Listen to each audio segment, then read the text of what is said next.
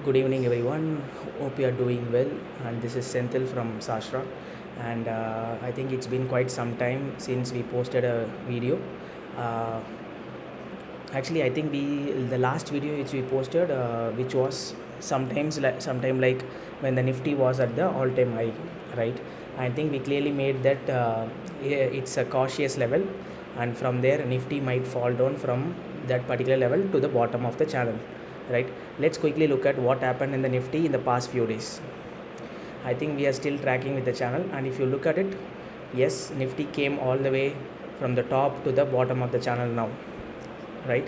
I think two ways which we can look at it, because this particular bottom of the trend line I have been following it for quite some time now. But if you notice, uh, you can also draw the trend line in this way as well, right? So this can be as well. So there are a couple of supports still coming up, and today Nifty exactly took the support from the channel which we are already discussing, which I have been following for quite some time now, right? So, and also there's one more point. So as per the Fibonacci, the retracement level, the market has respected the 50% retracement level today, and it has came down all the way to the trend line, and from there market managed to bounce back. So the today's low is close to 22,416, right? 417, that is the today's low, and that particular low is the trend line. So any breakdown from this particular trend line tomorrow, it can lead to a further fall in the market. Hopefully market has to recover back from here. That's what I'm hoping for, because we have managed to come to the bottom of the channel. And I think last time the similar thing happened. Nifty broke down this channel and went all the way down, right? So even if Nifty goes down, maybe the next retracement level which we are currently looking out for is 22,300. So that is a level which we are currently looking out for in case of any breakdown happening. Okay. So at this moment Nifty, it has given a very good fall, and I think many of the people would have made good money by buying a put from the top, and from there market has came all the way down to the bottom of the channel now.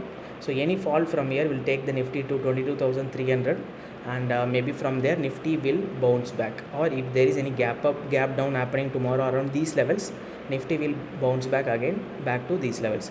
So that's what currently we are looking for. And also there is only couple of trading sessions away from the election results. What I am thinking is, usually if the market is going all the way high and then the election results comes up, so there can be a chance any small jittery can hurt the market, and market would have fallen very badly. But before the election itself, the market has came down from the top and all the way to the bottom of the channel, which I believe it's a good sign. So any positive news in the market, any from the election results, can trigger a up move from here on. So that can also be the case. But it's all the perceptions and probabilities which we are talking about at this point now.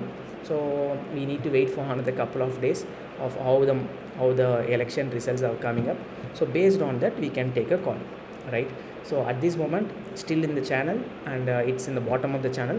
There can be a recovery will be coming probably tomorrow. So make use of the recovery. Yeah, that's the point. So let's quickly look at Bank Nifty.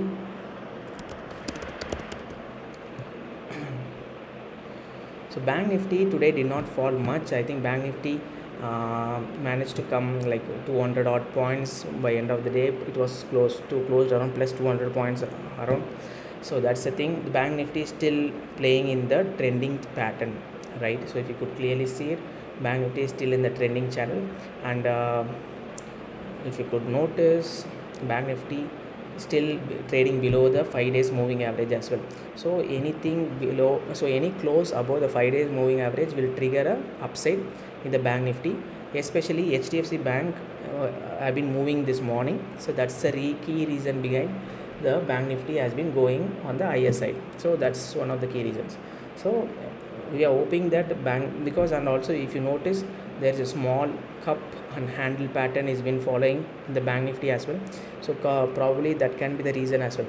So once this cup and handle pattern is broken out, I think it can go all the way to 49,000 again, and post that it can reach 50,000 as well. So these things will happen only if the election results comes in the favor of BJP.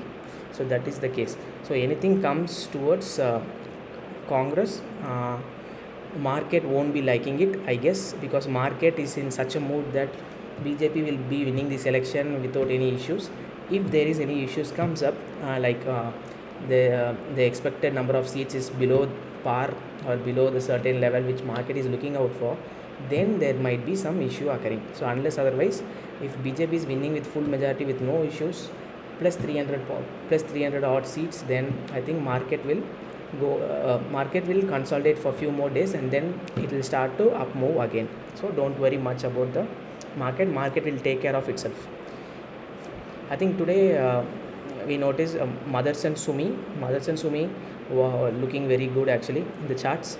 If you could notice Motherson Sumi, I think let's quickly see the monthly chart. Yes, I don't know why the value is a bit wrong here. I think 151 Motherson Sumi made a high actually. So Motherson Sumi clearly gave a breakout after 6 long years, right? So that is a key thing behind it. Motherson Sumi gave a clear breakout after 6 long years.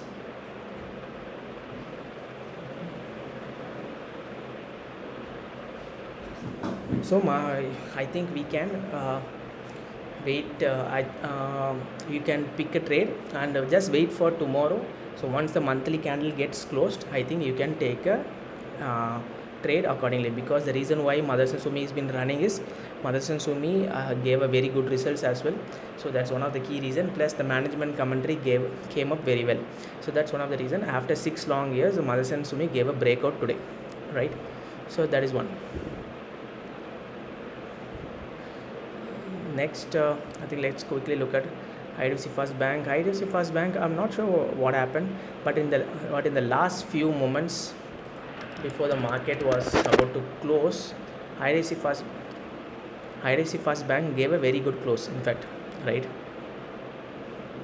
So if you could see, it was trading around 77 rupees, and IDFC First Bank then IDFC First Bank, then suddenly there was a spurt of buying came up in IDFC First Bank, and it made the IDFC First Bank to go up at 77.55.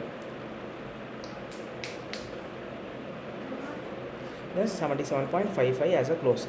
I think still it's not closed above 5 days moving average. So I think once the closing above 5 days moving average comes up, then probably we can take a trade.